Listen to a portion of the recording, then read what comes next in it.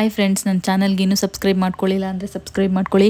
ಇವತ್ತಿನ ಎಪಿಸೋಡಲ್ಲಿ ಏನಾಗುತ್ತೆ ಅಂದರೆ, ಮೀನಾ ಮಲ್ಗೋಕೆ ಎಲ್ಲ ಚಾಪೆ ಬೆಡ್ಶೀಟ್ ಎಲ್ಲ ಹಾಕಿ ರೆಡಿ ಮಾಡಿರ್ತಾಳೆ. ಆವಾಗ ಸೂರ್ಯ ಒಂದು ಏನೇ ಇದು ಇದೆಲ್ಲ ಮಾಡಿದೆಯಾ, ಇದೆಲ್ಲ ಏನಕ್ಕೆ ಬರೀ ಚಾಪೆ ಸಾಕಾಗಲ್ವಾ ಅಂತ ಕೇಳ್ತಾನೆ. ಆವಾಗ ಮೀನಾ ಹೇಳ್ತಾಳೆ, ಹೊರಗಡೆ ನೋಡಿದ್ದೀರಾ ಎಷ್ಟೊಂದು ಚಳಿ ಇದೆ, ಹೇಗೆ ಮಲ್ಕೊಳ್ಳೋದು, ಬೆಳಿಗ್ಗೆ ಎದ್ದು ಕೆಲ್ಸಕ್ಕೆ ಹೋಗ್ಬೇಕಾ ಇಲ್ಲ ಆಸ್ಪತ್ರೆ ಹೋಗ್ಬೇಕು ಅಂದ್ಕೊಂಡಿದ್ದೀರಾ ಅಂತ ಕೇಳ್ತಾಳೆ. ಆವಾಗ ಸೂರ್ಯ ಇದ್ಬಿಟ್ಟು, ಹೌದಲ್ವಾ ಬೆಡ್ಶೀಟ್ ಹಾಕಿಸಿದ್ದು ಚೆನ್ನಾಗಾಯಿತು, ಪಾಪ ಅಪ್ಪ ಅಮ್ಮಂಗೆ ಚೆನ್ನಾಗಾಯಿತು, ಇಲ್ಲಾಂದರೆ ಅವರು ಚಳಿಲೇ ಮಲ್ಕೋಬೇಕಾಗಿತ್ತು ಅಂತ ಹೇಳ್ತಾನೆ. ಆವಾಗ ಮೀನಾ ಇದ್ಬಿಟ್ಟು, ಇದೆಲ್ಲ ಆಗಿದ್ದು ನಿಮ್ಮಿಂದಾನೆ ಅಂತ ಹೇಳ್ತಾಳೆ. ಸೂರ್ಯ ಕೋಪಗೊಂಡು, ಯಾಕೆ ಹಂಗಂತಿದ್ಯಾ, ನನ್ನಿಂದ ಏನಾಗಿದೆ, ನಾನೇನು ಮಾಡಿದೆ ಅಂತ ಕೇಳ್ತಾನೆ.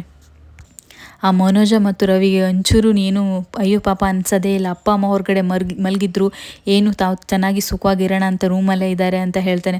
ಆವಾಗ ಮೀನಾ ಹೇಳ್ತಾನೆ, ನೀವೀಗ ಮಾಡಿರೋದೇನು, ಅವರು ಹೊರಗಡೆ ಇದ್ದು ನಾವು ಒಳಗಡೆ ಇರುತ್ತಾನೆ ಅಂತ ಸೂರ್ಯಂಗೆ ಹೇಳ್ತಾಳೆ.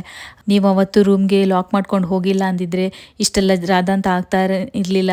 ಅತ್ತೆ ನನಗೆ ಬೈತಾನೂ ಇರಲಿಲ್ಲ, ಮಾವ ಕೋಪಗೊಂಡು ನಮ್ಮ ರೂಮ್ನ ಬಿಟ್ಕೊಡ್ತಾನೂ ಇರಲಿಲ್ಲ.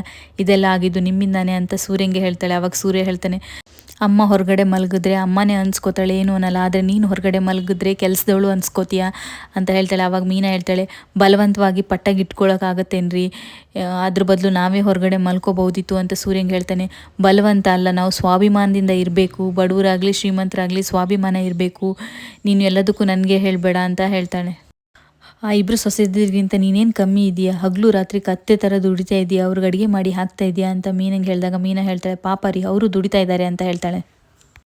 ಈ ಕಡೆ ಶ್ರುತಿ ಮಲಗಿರೋ ರವಿನ ಎದ್ದೇಳಿಸ್ತಾಳೆ. ರವಿ ಗಾಬರಿಯಿಂದ ಎದ್ದು, ಏನಾಯ್ತು ಶ್ರುತಿ ಏನಾಯ್ತು ಅಂತ ಕೇಳ್ತಾನೆ.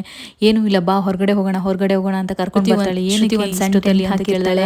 ಇದನ್ನೆಲ್ಲ ಯಾಕೆ ಮಾಡಿದೆ ರವಿಗೆ ಖುಷಿ ಹತ್ರ ಬಂದು, ಸೂರ್ಯ ನಿನಗೆ ಬೈದ ಅಂತ ಹೇಳ್ದಿಯಲ್ಲ, ನನಗೆ ಬೇಜಾರಾಗಿ ಈ ಟೆಂಟ್ನ ತೊಗೊಂಡು ಬಂದಿದ್ದೀನಿ, ಹೇಗಿದೆ ಅಂತ ಹೇಳ್ತಾನೆ.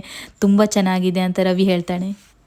ನಾನಾದರೂ ನಿನ್ನ ತೋಳ ಮೇಲೆ ಮಲ್ಕೊತೀನಿ, ಬಟ್ ನೀನು ನೆಲದ ಮೇಲೆ ಮಲ್ಕೋಬೇಕಾಗತ್ತಲ್ಲ, ಅದಕ್ಕೋಸ್ಕರ ಇದನ್ನು ತೊಗೊಂಡು ಬಂದೆ ಅಂತ ಶ್ರುತಿ ರವಿಗೆ ಹೇಳ್ತಾಳೆ. ಇಲ್ಲಿ ಬೆಳಿಗ್ಗೆನೇ ಸಕ್ಕರೆ ಎದ್ದು 2 ಕಪ್ ಕಾಫಿ ತೊಗೊಂಡು ರವಿ ಮತ್ತು ಶ್ರುತಿಗೆ ಕೊಡಬೇಕು ಅಂತ ರೆಡಿಯಾಗಿ ಹೋಗ್ತಾ ಇರ್ತಾಳೆ.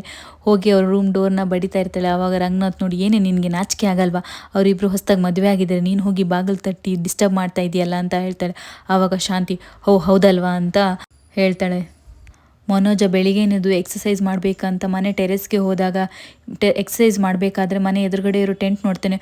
ತುಂಬ ಗಾಬರಿ ಆಗಿಬಿಟ್ಟು, ಅಯ್ಯೋಯ್ಯೋ ಆ ಮನೆ ಅಕ್ಕಪಕ್ಕ ಎಲ್ಲ ಟೆಂಟ್ ಹಾಕೋದು ನೋಡಿದ್ದೀನಿ, ಕಳ್ಳರು ಮನೆ ಎದುರುಗಡೆ ಟೆಂಟ್ ಹಾಕ್ಬಿಟ್ಟಿದಾರಲ್ಲಪ್ಪ, ಯಾರಪ್ಪ ಇದು ಅಂತ ಫುಲ್ ಭಯ ಆಗಿಬಿಡ್ತಾನೆ. ಫುಲ್ ಭಯ ಪಡ್ಕೊಂಡು ಓಡೋಡಿ ಬಂದು ಅಪ್ಪ ಅಮ್ಮಂಗೆ ವಿಷಯ ತಿಳಿಸ್ಬೇಕು ಅಂತ ಓಡೋಡಿ ಬಂದು ಹೇಳಿಬಿಡ್ತಾನೆ.